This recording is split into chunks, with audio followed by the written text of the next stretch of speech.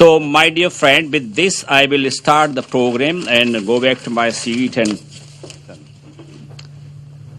look, put this way, is somebody called Narendra Modi. He couldn't set foot on American soil for 10 years. He contests election, brings his party to majority parliament. Before he's sworn as prime minister, president of the US phones him, invites him, he goes to US, resounding successful budget. He comes back, and then 15 days back on a Twitter he says, I hope to have my friend over for Republic Parade, half an hour. Within half an hour or earlier, there's official confirmation he will come. It looks like a stuff from Manmohan Desai, Bombay, Bollywood blockbuster. You can name this as film of 6 months in the life of Narendra Damodar Modi.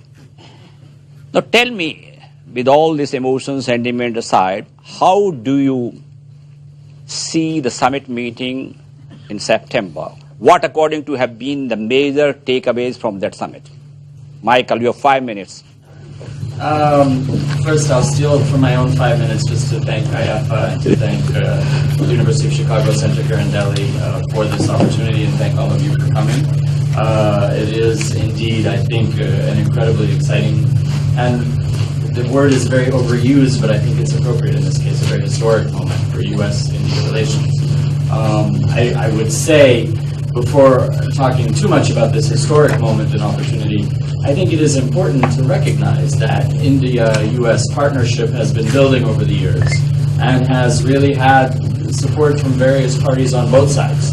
In the United States, both the Democratic Party and the Republican Party have supported stronger relations with India.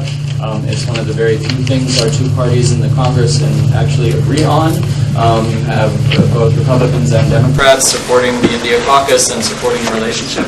We don't have much these days politically, but India we agree on, so I thank you for that.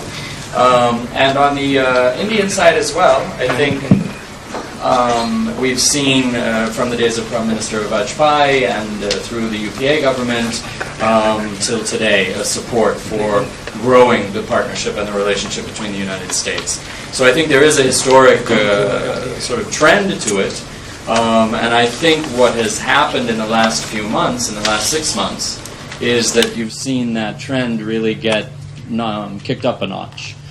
From, as you say, the phone call to congratulate the Prime Minister on his election, then following a whole series of events leading up to the Prime Minister's incredibly successful trip to the United States, the historic invitation to come for the first time to have the U.S. as the chief guest at Republic Day, which is a huge honor for the U.S. I think there's been a lot that shows that this whole relationship really has ramped up. It's been growing, it's been deepening, it's been broadening, but this is a real, as we call it, as you call it in the title for this evening's program, a real paradigm shift. I think of it mostly in terms of a tempo issue. When you look at just off the top of my head, without even thinking, if I look at the list of really high-level engagements between India and the United States over the past 6 months, it's exhausting, but B, it's also quite telling. So you had the phone call. Very, very soon after the phone call, you had the decision and then the holding of our strategic dialogue, which is an annual event where the Secretary of State, the Minister of External Affairs, and their teams get together to talk about our bilateral partnership. It was decided to hold that in Delhi, given the new government. Secretary of State Kerry came, Secretary Pritzker, our Secretary of Commerce, came with him, which was very unusual and a special step. Had very, very good meetings with various government officials here. Almost immediately following their visit, Secretary of Defense Hagel came to talk about the defense relationship. And so within a matter of 2 weeks, we had 3 cabinet-level officials coming to India, which is fairly unheard of in terms of high-level U.S. government interest in foreign affairs. Immediately thereafter, the Prime Minister's trip to New York and Washington, which I think was particularly important, frankly, in terms of the popular opinion and the popular perception of India. To have the Prime Minister go in New York, as many, many people before me have said, sort of achieve that rock star status of packing Madison Square Garden, talking to the people, really sending a message that India wanted to engage and wanted to be involved with the U.S., to engage the Indian community in the U.S. in that partnership. That was something quite special. And then to go to Washington and have the sort of personal connection with President Obama, which is important ultimately in foreign affairs, to have a personal relationship among leaders to build on. I think that was a huge step. Immediately after the Prime Minister's visit, we hosted here for the first time ever.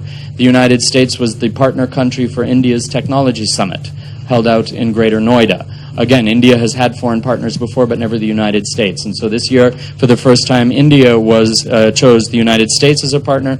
We had somewhere between 80 to 100 very senior-level U.S. government officials visiting for that tech summit, a delegation led by the White House Science and Technology Advisor, Dr. Holdren.